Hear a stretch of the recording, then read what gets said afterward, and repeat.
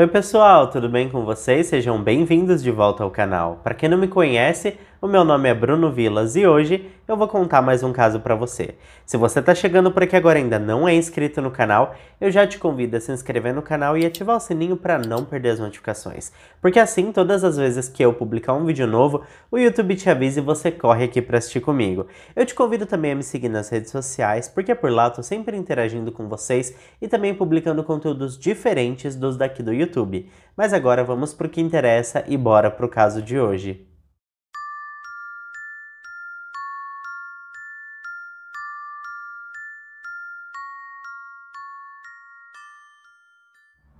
O caso do Christopher Porco é bastante controverso e deu o que falar, viu, gente? De um lado tava a promotoria, assim, enlouquecida, querendo prender, e do outro lado tava uma defesa que alegava que não tinha qualquer ligação do seu cliente com a cena do crime.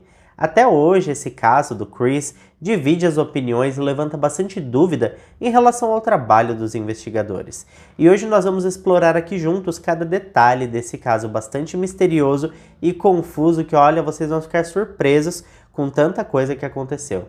Essa história toda, gente, começa lá em Del Mar, que é uma vila na cidade de Belém, que pertence ao condado de Albany, no estado de Nova York, lá nos Estados Unidos. Na rua Brooklyn Drive, número 36, morava o casal Peter e Joan Porco. Peter era formado em Direito e Joan trabalhava em uma clínica de fonoaudiologia. Eles tinham 2 filhos que não moravam mais com eles. O mais velho era casado e se chamava Jonathan. Ele trabalhava como oficial da Marinha e sua relação com o irmão mais novo era um pouco áspera. Já o mais novo estava na faculdade e se chamava Christopher e era mais conhecido pelo apelido de Chris. No dia 15 de novembro de 2004, uma segunda-feira, um funcionário do Tribunal de Justiça do Estado de Nova York foi enviado para a residência do casal. Isso aconteceu, gente, porque o Peter era um advogado funcionário do tribunal na divisão de apelação do estado e tinha um perfil profissional bastante sério e comprometido com as suas atividades. Ele não havia se apresentado no escritório em Albany naquela manhã e também não fez nenhum contato telefônico justificando essa sua ausência. Ele era muito rigoroso com horários e era extremamente pontual com os seus compromissos. Aliás, nem a esposa dele tinha feito nenhum contato, e essa falta de comunicação deixou o departamento bastante suspeito de que algo ruim pudesse estar acontecendo. Ao entrar na casa de 2 andares do casal, o policial deu de cara com o corpo ensanguentado e já sem vida do Peter, que estava perto da porta da frente da casa. O policial chamou reforços e logo chegaram os investigadores ao local. Em poucos minutos, eles encontraram a Joan. Ela estava deitada na cama do casal e tinha sofrido traumatismo craniano e facial. Mais tarde, ela perdeu o olho esquerdo e uma boa parte de seu crânio. O médico legista do condado de Albany determinou que o Peter, que naquela data estava com 52 anos de idade, tinha sofrido ferimentos graves na cabeça que causaram seu falecimento. Os investigadores encontraram um machado de bombeiro que pertencia à família, e o objeto foi classificado como sendo a arma do crime. Um investigador chamado Christopher Baldish afirmou que enquanto a equipe médica estava atendendo a Joan Porco em sua cama, ele aproveitou o momento para perguntar se ela conseguia identificar o agressor. O investigador disse ainda que quando perguntou à vítima se foi um membro da família o responsável pelo ataque, ela balançou a cabeça sinalizando que sim. Quando ele perguntou se tinha sido o filho mais velho, o Jonathan, ela balançou a cabeça indicando que não. Quando ele perguntou se o responsável era o Christopher, ela acenou com a cabeça para cima e para baixo, indicando que sim. Essa suposta identificação explicaria o porquê a polícia de Belém passou a perseguir o filho mais novo do casal, ao invés de realizar uma investigação mais ampla de possíveis suspeitos. As controvérsias desse caso começaram exatamente neste ponto, porque afinal de contas a integridade das faculdades mentais de Joan eram bastante questionáveis naquele momento. Isso porque ela tinha acabado de ser agredida na cabeça com um machado e não era consenso se ela estava bem ou não para reconhecer o seu agressor. De qualquer maneira, a polícia de Belém imediatamente concentrou sua investigação no filho mais novo do casal, o Christopher. Mais tarde, a polícia seria criticada por não ter considerado outras possibilidades além dessa. O Christopher, gente, estudava na Universidade de Rochester, que fica a aproximadamente 350 quilômetros de distância da casa dos seus pais. Pouco mais de uma hora depois, um alerta nacional foi emitido pelas autoridades envolvendo o nome de Christopher Porco. Quando o casal foi descoberto pela polícia, Christopher estava na universidade e ficou sabendo da notícia através de uma mulher chamada Simone Sebastian. Ela era repórter do Times Union e ligou para o quarto dele na universidade para fazer algumas perguntas sobre sua família. Christopher não estava no quarto naquele momento, e então a Simone conversou com o seu colega de quarto e acabou contando tudo o que tinha acontecido. Ele então voltou para Del Mar e chegou no começo daquela noite. Ele foi interrogado pelos investigadores assim que chegou na cidade. Nas semanas seguintes ao brutal ataque que aconteceu na casa da família, o advogado Terence Kindlon, que ficou encarregado de efetuar a defesa do Christopher, passou a criticar publicamente os investigadores do caso, acusando que eles estavam se concentrando unicamente no Christopher como suspeito e estavam deixando os possíveis reais assassinos desse caso saírem impunes. Logo após o ataque, os investigadores da polícia de Belém viajaram até a universidade para entrevistar os amigos do jovem. Eles descobriram também que ele era integrante de uma fraternidade na universidade e interrogaram todos os conhecidos do acusado. Eles também esperavam obter provas em relação ao paradeiro do jovem na manhã do dia 15 de novembro, o dia respectivo do ataque. No final daquele mês, o procurador do condado de Albany, Sr. Paul Klein, convocou um grande júri para ouvir os testemunhos de pessoas que tinham algo a dizer que poderia incriminar o Christopher Porco. Alguns dos que testemunharam nessa audiência foram os integrantes da fraternidade da qual o Chris fazia parte, uma ex-namorada dele, que alegou que ele era violento às vezes, e um segurança do campus da Universidade de Rochester. Esse júri acabou recebendo mais tarde outros depoimentos e acabou se estendendo por vários meses antes de finalmente entregar uma acusação contra o Christopher. Essa acusação formal foi entregue somente em novembro de 2005, exatamente um ano após o ataque. Mas é preciso dizer que nesse meio tempo o caso balançou as mídias e gerou um burburinho em torno do assassinato quando a mãe do Christopher, a Joan, acordou de um coma que já durava várias semanas. Esse caso se tornou midiático e dividiu opiniões quando Joan acordou e protestou dizendo que seu filho Christopher não tinha nada a ver com o assassinato de seu marido.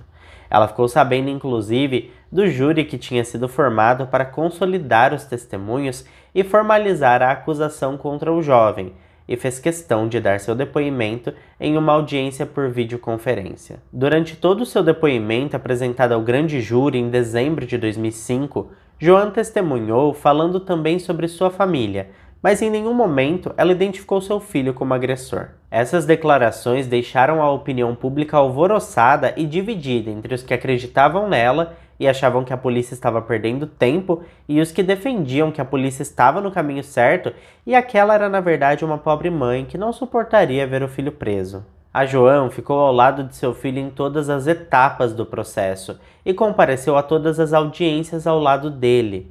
Pouco mais de 9 meses depois, ao perceber que os investigadores não deixariam o seu filho em paz e estavam empenhados em montar um caso contra seu filho mais novo, Joan escreveu uma carta para ser publicada no jornal Times Union. Nessa carta, gente, ela falava sobre seu filho Christopher e implorava para que a polícia de Belém e o Ministério Público deixassem seu filho em paz e passassem a procurar o verdadeiro assassino de seu querido marido Peter. Ela afirmava ainda na carta que essa era a única maneira dele poder descansar em paz e ela e seus filhos poderem viver em segurança. Acho que a essa altura eu nem preciso dizer o quanto a mídia estava esmiuçando essa história, né, gente? A pressão popular também exigia que a polícia agisse rápido, porque os que acusavam o Christopher de ser o assassino queriam ele preso logo, e por outro lado, os que defendiam queriam saber aonde estava o verdadeiro assassino e por que a polícia não estava atrás dele. Com tudo isso, os investigadores se apressaram em montar um caso bastante robusto contra o jovem. Rapidamente, as autoridades vazaram para a mídia a informação de que havia um ponto de tensão entre o Christopher e os seus pais, envolvendo dinheiro, e esses desentendimentos tinham acontecido algumas semanas antes do ataque. Essa informação vazada foi acompanhada de diversos e-mails divulgados pela imprensa, que tinham como finalidade demonstrar o grande impasse que havia entre o Chris e seus pais em relação a empréstimos que Christopher tinha feito para pagar suas mensalidades na Universidade de Rochester. Além disso, foi divulgado também que ele tinha pegado um empréstimo para financiar um novo Jeep Wrangler.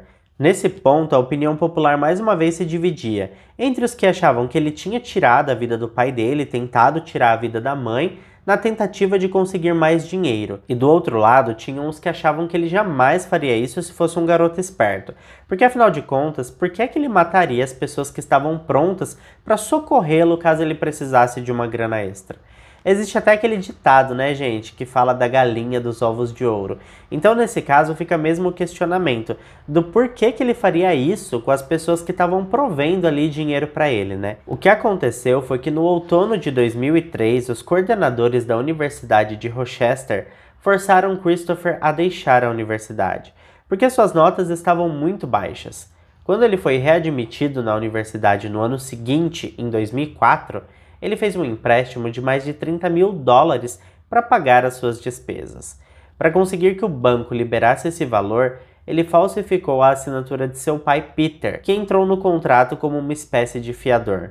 No início do outono de 2004, ele tinha dito a seus pais que havia sido readmitido na universidade porque foi descoberto por uma auditoria interna que um professor havia perdido seu exame final do semestre anterior. Peter e Joan ficaram despreocupados, porque se o erro tinha sido da faculdade, as mensalidades deveriam ser suspensas. Afinal de contas, o erro tinha sido de um professor qualquer. Isso é claro na versão do Christopher, né? Cerca de 2 semanas antes do ataque, o Peter descobriu através de uma visita à sua agência bancária que seu nome estava como fiador de um empréstimo bancário. Ele enviou um e-mail para o seu filho exigindo explicações e querendo saber como ele teve coragem de falsificar a assinatura do próprio pai. O Peter estava realmente bastante chateado com essa atitude, porque ele ameaçou entrar em contato com o departamento de crédito do Citibank e informar que aquele contrato era uma fraude e que ele nunca assinou aquele documento, e exigir legalmente a anulação do empréstimo por fraude documental. 2 dias depois, Peter Porco foi notificado de que Christopher também tinha dado entrada em outra linha de crédito no Citibank, mas dessa vez para financiar um Jeep Wrangler amarelo, que era modinha entre os jovens da época. Como já era de se esperar, ele também usou o nome do pai como fiador para garantir o empréstimo do carro. Peter, mais uma vez, escreveu alguns e-mails para seu filho, que de repente parou de atender aos telefonemas dele e da Joan. Peter disse em outro e-mail que não aceitaria mais desonestidade por parte de seu filho, e que se acontecesse mais outra vez ele utilizando o nome de seu pai para conseguir crédito no banco, sem que ele fosse previamente notificado e estivesse de acordo, ele se veria obrigado a apresentar declarações de falsificação para se isentar de possíveis responsabilidades, e isso provavelmente iria prejudicar bastante o jovem. Naquele mesmo e-mail, Peter afirmou que sua casa estava de portas abertas para receber o filho, e que certamente, conversando pessoalmente, eles conseguiriam superar esse obstáculo, e que apesar de tudo, ele e sua mãe o amavam e se preocupavam muito com o seu futuro. Bom, eu acho que a essa altura vocês já devem estar se perguntando o que foi que ele disse em seu depoimento, né? Aonde é que o Christopher estava na manhã do assassinato?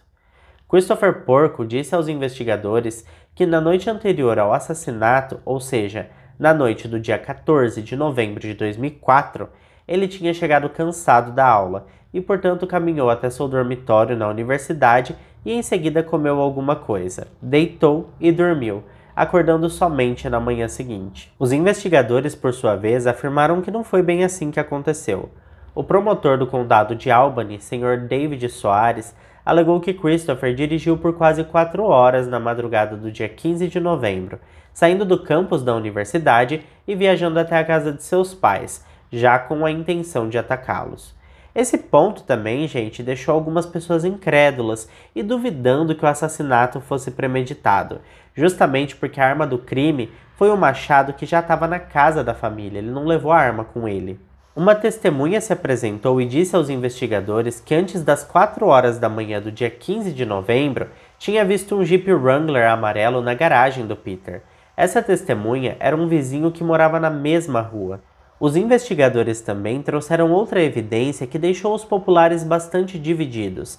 Eles conseguiram o depoimento de 2 funcionários do pedágio da rodovia Tramway, que relataram que se lembravam de ter visto um Jeep com as descrições do carro de Christopher passando pela rodovia. Algumas pessoas ficaram se perguntando se isso poderia ser uma prova, porque não havia registros de placas, e naquela época vários outros carros daquele mesmo modelo e cor estavam circulando para lá e para cá. E como que eles tinham certeza que aquele carro era mesmo o do jovem? As autoridades encontraram um ticket de pedágio no veículo. 4 câmeras de segurança no estacionamento da Universidade de Rochester gravaram imagens de um Jeep Wrangler amarelo saindo do campus às 22 horas e 30 minutos do dia 14 de novembro e retornando às 8h30 do dia 15 de novembro. Conforme o caso seguia, novas descobertas foram feitas, e em determinado ponto, a questão da personalidade do jovem veio à tona.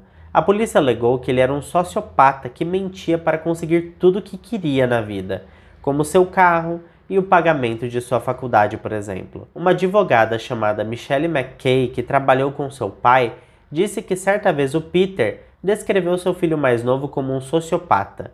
Alguns psicólogos e professores da região de Albany afirmaram em entrevista para Times Union que o comportamento de Christopher era consistente com o de um sociopata. Isso porque foi descoberto que ele dizia para seus colegas e amigos que ele pertencia a uma família bastante rica e muito influente. No decorrer da investigação, as autoridades descobriram que ele tinha um histórico bastante curioso. Em 2005, os policiais de Belém viajaram para San Diego, na Califórnia, para recuperar um laptop que Christopher tinha roubado de seus pais em 21 de julho de 2003. Ele estava em casa naquela época em férias da faculdade quando furtou o objeto e o vendeu na internet. A polícia afirmou ainda que em 28 de novembro de 2002, Christopher encenou um roubo na casa de seus pais, e naquela ocasião ele tinha furtado 2 computadores da família, sendo um laptop Macintosh da Apple e um laptop Dell, ambos de valor bastante elevado na época. Bom, apesar de todas essas evidências, ainda existia uma pedra no sapato da promotoria. Não existia nada, absolutamente nada, que ligava Christopher à cena do crime. Não havia impressões digitais, resquícios de DNA, enfim, não havia nada. O julgamento do Christopher Porco começou no dia 27 de junho de 2006. O julgamento foi transferido para Orange County, depois que o Tribunal de Apelações do Estado de Nova York decidiu que uma mudança de local era necessária para garantir que Christopher recebesse um julgamento justo, devido à intensa cobertura da mídia na área de Albany. Testemunhos de julgamento mostraram que em 15 de novembro de 2004, a senha da família foi usada para desativar o sistema de segurança da casa. Horas depois, uma linha telefônica do lado de fora da casa foi cortada. Os promotores afirmaram que Christopher desativou o alarme e depois cortou a linha telefônica para fazer a invasão da casa de seus pais parecer um roubo. O veterinário John Kearney, que era o patrão de Christopher nas poucas horas que ele trabalhava, testemunhou que o jovem tinha sido treinado em limpeza pós-cirurgia em animais. Esse depoimento tinha a intenção de explicar o fato da polícia não ter encontrado sangue no veículo do acusado e nem marcas de impressões digitais na arma do crime. A perícia também apresentou suas conclusões sobre o porquê do Peter estar na porta de entrada da casa, se ele havia sido atacado junto com sua esposa quando estavam dormindo. Os rastros de sangue foram responsáveis por determinar toda a trajetória dele, e aqui o negócio fica bem estranho, tá, gente? Ficou bastante evidente mais tarde que ele não veio a óbito imediatamente. A primeira coisa a dizer é que o Peter levou 16 golpes na cabeça. Ele então se levantou e caminhou até o banheiro, provavelmente ele estava em choque. É provável que ele tenha se olhado no espelho porque a pia do banheiro estava toda suja, e havia muitas impressões nas portas que foram identificadas como sendo dele. Em seguida, ele seguiu para a cozinha, onde os rastros mostram que ele parou em frente à máquina de lavar louças. Logo em seguida, ele saiu pela porta da frente da casa. Nesse meio tempo, provavelmente, ele deixou a porta bater. Ele ainda conseguiu pegar a chave que estava embaixo do capacho, abrir a porta, entrou de volta na casa e foi nesse momento que ele caiu morto ali sem vida. Sobre isso, foi falado que os golpes atingiram a camada superficial do cérebro, o que não impediu que ele andasse e visitasse os cômodos da casa. Claro que a gente nunca vai saber o que se passava na cabeça dele naquele momento, né? Ou se ele tinha noção do que estava acontecendo. Que bizarro.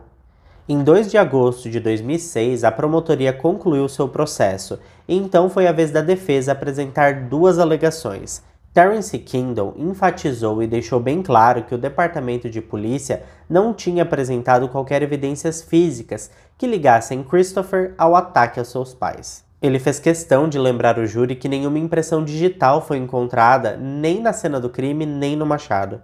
Terence ainda disse que o departamento de polícia fez todos acreditarem que a culpa de seu cliente era certa e indiscutível, mas que eles não passavam de uns desqualificados e que estavam acostumados a afugentar skatistas nas praças, mas estavam levando esse caso como se fossem agentes do FBI, e que não eram nada disso. Laurie Shanks também falou em nome da defesa e sustentou que a polícia ignorou a possibilidade do envolvimento de Frank Porco nesse caso. Ela afirmou que o homem deveria ter sido investigado, porque ele era tio do Peter, e ele poderia ter morrido por retaliação. Peter trabalhava a serviço do tribunal, lembra que eu falei para vocês no início do vídeo? Então, acontece que o Frank Porco trabalhava para uma família criminosa na cidade de Nova York. Peter estava no tribunal quando Frank Porco foi condenado e cumpriu 2 anos de prisão por agiotagem e extorsão. Vale lembrar que o apelido de Frank na máfia era o Bombeiro, e isso fazia conexão com a arma do crime, que era um machado de incêndio, objeto que faz parte das ferramentas do Corpo de Bombeiros. Além disso, o Frank tinha servido no Corpo de Bombeiros de Nova York alguns anos antes. Na manhã do dia 10 de agosto de 2006, o júri iniciou as deliberações. Naquele mesmo dia, Christopher Porco foi considerado culpado de assassinato em 2º grau e tentativa de homicídio, o que gerou burburinhos na mídia e deixou as pessoas bastante divididas. No dia 12 de dezembro de 2006, o juiz Jeffrey Berry condenou Christopher a 2 condenações de prisão perpétua, com um mínimo de 25 anos para solicitação de liberdade condicional em cada condenação. Ou seja, ele poderia pedir condicional após cumprir 50 anos no mínimo. O Christopher será elegível para liberdade condicional em dezembro de 2056, quando estiver com 73 anos de idade. Christopher Porco está preso na Clinton Correctional Facility. Ele recorreu de sua condenação para 2 tribunais superiores, mas ambos os tribunais rejeitaram seus recursos. Ele, por fim, apelou para a Suprema Corte dos Estados Unidos, que se recusou a ouvir o seu caso. Em 2013, a Lifetime, que é um canal de televisão por assinaturas, exibiu um filme intitulado Romeo Killer, The Chris Porco Story. Christopher tinha processado a produtora e também a emissora na tentativa de bloquear o lançamento do filme. O filme foi ao ar e uma batalha jurídica vem se arrastando desde então. Uma juíza que analisou o pedido tirou o filme do ar, para logo em seguida outra instância autorizar a exibição do mesmo. Essa batalha parece estar longe de acabar e caso exista alguma atualização, eu trago para vocês. Na data da gravação deste vídeo, a exibição do filme continua disponível. Muitas pessoas ficaram satisfeitas com a investigação da polícia e com a conclusão desse caso. Outras pessoas acreditam que ele era deslumbrado sim, mas que ele não teria sido capaz de fazer aquilo com os pais, e uma terceira pessoa teria se aproveitado de que ele estava na cidade para assassinar os dois e colocar a culpa nele. E que quando ele foi perguntado de onde ele estava na manhã do crime, ele mentiu com medo de ser acusado de um crime que não cometeu. Por outro lado, muitas pessoas acreditam que ele não agiu sozinho. Há quem acredite que a família Porco tinha uma apólice de seguro de vida e que Christopher se juntou a Frank para assassinar o casal e ficar com as apólices dos seguros. Mas, gente, esse caso, olha, ele é bem complexo assim, deixa muita ponta solta, né? E eu quero saber qual que é a opinião de vocês. Então deixa pra mim nos comentários o que você acha que pode ter acontecido e se você acha que o Chris é realmente o responsável por tudo isso que aconteceu. Bom, pessoal, se ficou até aqui comigo, não esquece, deixa o seu like que me motiva muito a continuar trazendo esse tipo de conteúdo aqui pra você. Eu fico por aqui e até o próximo vídeo.